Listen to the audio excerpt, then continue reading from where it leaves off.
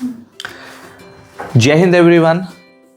जैसा कि हमने एक वीडियो बनाई थी जिसमें हम अपनी एक एक्स स्टूडेंट आही धनकर से बात कर रहे थे जो कि आरएमएस में सिलेक्ट हुई थी।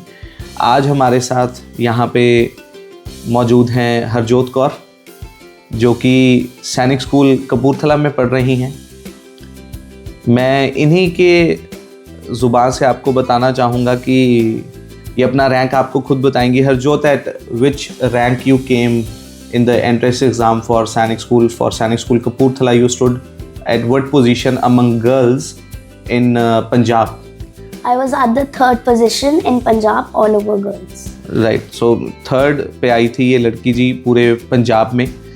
तो एक बहुत ही बड़ी बात है हमारे लिए भी, एक बहुत बड़ी बात है बच्चे के लिए और उसके पेरेंट्स के लिए इतनी बड़ी उपलब्धि को प्राप्त करना।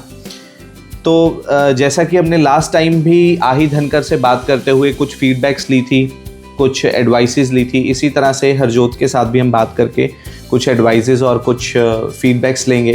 तो हरजोत, सबसे पहले मैं ये चाहूँगा, I would like you to tell all the viewers that where do you belong to, in which school you were studying earlier and how much was your score if you remember in Sainik School Kapurthala entrance exam for 2025, right? Yes, sir. So and what are your aspirations? आप क्या बनना चाहते हो? ठीक है, what do you aim to?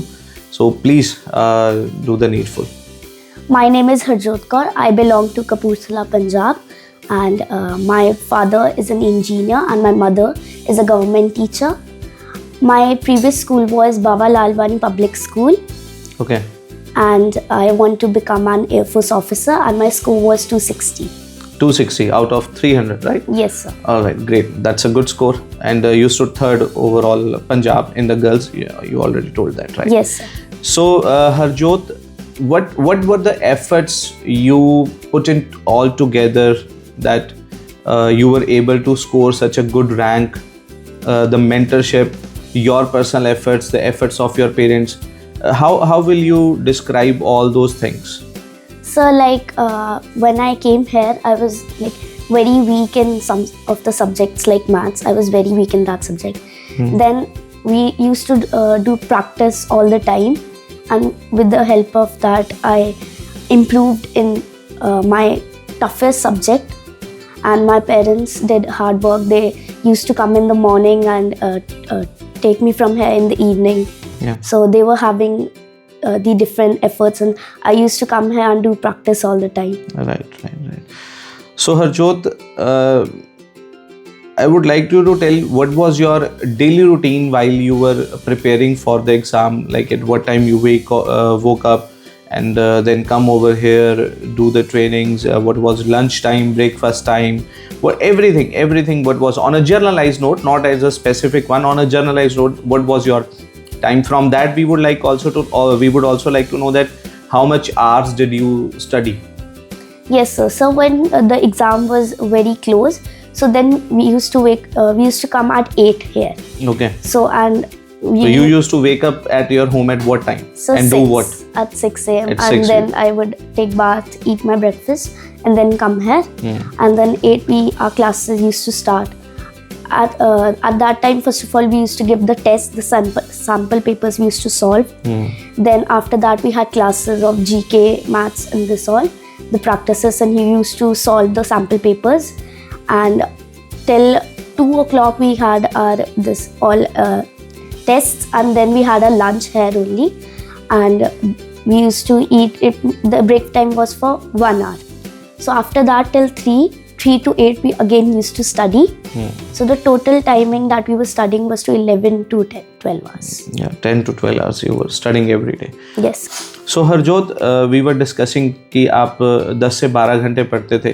तो जब यहाँ से घर जाते थे, when you went home, so how you used to feel कि बस मैं थक गई हूँ, या आप जाके रिवीजन करते थे, फॉर्मूलाज करते थे, या कुछ आपका जो भी आपको लगता था, क्या करते थे आप घर जाके? सर, जब हम स्टार्टिंग में जैसे जाते थे तो स्टार्टिंग था तो इतना था नहीं कि ऐसे पढ़ाई है, तो तब तो पूरा कि बस मुझे नहीं पढ़ना। और लेकिन एंड में हुआ कि पढ़ना है, तो जागते डिनर करके थोड़ा सा रिलैक्स करके थोड़ा मतलब थोड़ा आधा घंटा सो के उठ के फिर 1 घंटा रिवीजन, जो भी पढ़ा है दिन में वो सारी रिवीजन करेंगे, जिससे आगे के लिए इजी होगा, फिर वो सारी याद हो जाता है। राइट, तो फिर ग्रेट। सो हरजोत, आपको जैसे आपने बताया कि मैथ्स आपको बहुत टफ लगता था, तो जब आपने यहाँ पे मेरे से मैथ्स की कोचिंग की, आपने स्टडी की, आप शुरू से रेगुलर पढ़े हैं, Yes, 1 साल पूरा आपने लगाया पूरी डेडिकेशन से, तो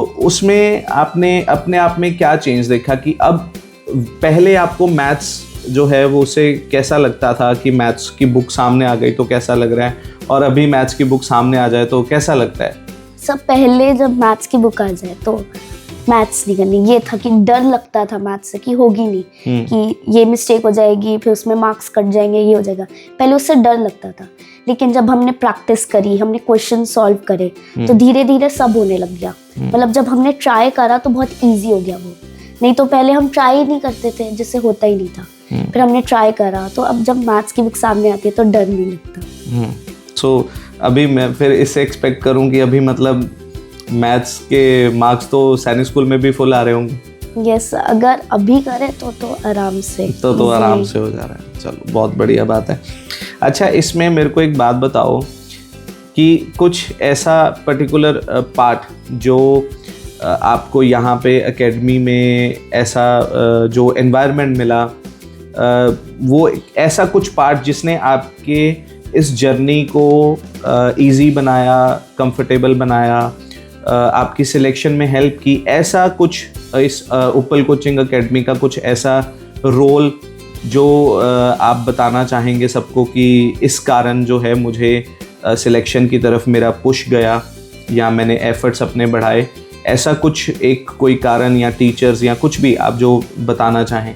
सर, हम जब यहाँ पे आते थे, पहली बात तो जो इन्वायरमेंट था वो पूरा कंफर्टेबल था, हम आराम से पढ़ाई कर सकते हैं, कुछ ये नहीं कि इधर हो गया, कुछ ये हो गया, आराम से पढ़ सकते हैं, डाउट्स क्लियर हो रहे थे सारे। और स्पेशली जो आप बातें करते थे पढ़ाते टाइम, आप कुछ बताते थे, आप मोटिवेशनल जो हमें बताते कि अगर तुम अब पढ़ लोगे तो बाद में प्रॉब्लम नहीं आएगी, अब नहीं पढ़ोगे तो बाद में प्रॉब्लम आएगी, वो चीज़ें दिमाग में बैठ गई। फिर वो हमने उसको सोचा कि हाँ पढ़ लेते हैं, फिर आगे जाके काम आएगा, तो वो पढ़ते गए और वही बात फिर सच हो गई। तो अभी मतलब पढ़ाई में दिक्कत नहीं आ रही, अभी सैनिक स्कूल में मजे भी हो रहे हैं? यस। आपकी मैंने देखा भी था, you were participating over there in Sainik school in you poetry recitation, poem recitation में आपने पार्टिसिपेट किया था वहाँ पे। यस। तो कैसा, अच्छा सैनिक स्कूल में कैसा लग रहा है, मतलब लाइफ कैसी है सैनिक स्कूल की? अच्छी है, बहुत अच्छी है। अच्छी है, मतलब एक नॉर्मल स्कूल से आप पहले भी एक बढ़िया स्कूल में पढ़ रहे थे, बाबा लाल वानी कपूरथला में आप पढ़ रहे थे। यस। अभी आप सैनिक स्कूल में पढ़ रहे हो, आपको मतलब कैसा लगता है कि एकदम से कुछ एक्टिविटीज का डिफरेंस है, कुछ पढ़ाई का डिफरेंस है, क्या डिफरेंस लगता है आपको? सर, वहाँ पे इतनी एक्टिविटीज नहीं थी कि कब कुछ ये हो गया, वहाँ पे हमारे पास बहुत सारी अपॉर्चुनिटीज है। एज इन कौन सी अपॉर्चुनिटीज? अगर आपको एथलेटिक्स में जाना है तो आप उधर जा सकते हो, अगर आपको पढ़ाई पे फोकस करना है वो कर सकते हो, आपके पास बहुत सारी ऑप्शंस हैं। आप गेम्स में भी जा सकते हो, आप पढ़ाई में भी जा सकते हो, या फिर जैसे अगर किसी को एथलेटिक्स बहुत अच्छी लगती है तो उसके लिए बहुत ईजी है।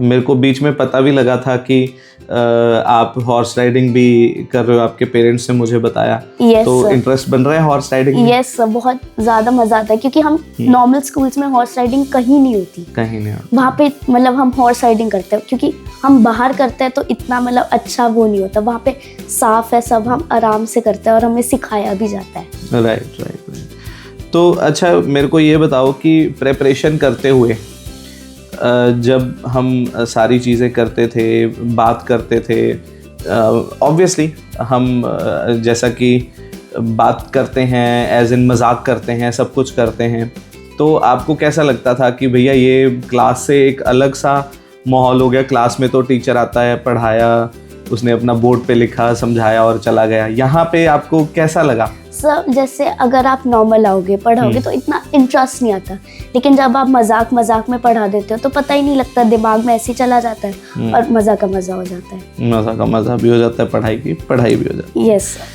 अच्छा, तो मेरे को ये बताइए, कुछ ऐसा चैलेंज, कभी आपने कोई चैलेंज फेस किया कि यहाँ पे आपको कुछ सपोर्टिव सिस्टम नहीं मिल रहा है, या पढ़ाई में कोई दिक्कत आ रही है, एनी सजेशन कुछ आपका ऐसा है जिसे हम लागू कर सकते हैं? नो सर, सब परफेक्ट है, हमें पूरा एनवायरनमेंट भी मिलता है, सारे डाउट्स भी क्लियर होते हैं और अच्छे से पढ़ाई हो जाती है। अच्छे से पढ़ाई भी हो जाती है, राइट।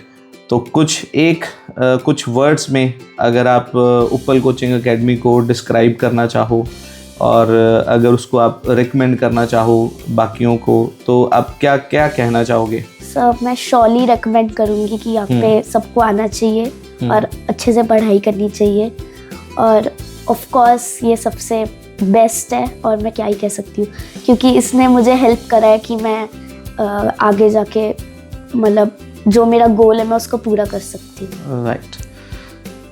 तो बहुत बढ़िया Harjot ji, welcome to Utpal coaching academy. आप हमसे मिलने आते रहिए। Yes sir. है ना, आप तो कपूरथला गई हैं तो दूर से भी नहीं आना है। Yes sir. Hopefully next time जब आप आएंगे हम आपके साथ एक यूनिफॉर्म में भी फोटो खिंचवाएंगे। यस। है ना, and let the people know that लड़की हमारे पास बार बार आ रही है, हमारी कैडेट बन गई है ना। Yes sir. And hopefully God bless you बेटा, आप फर्दर अपनी जो आपका ड्रीम है आप उसको पूरा करें। You be an officer in the armed forces. May God bless you. Thank you sir. Thank you so much.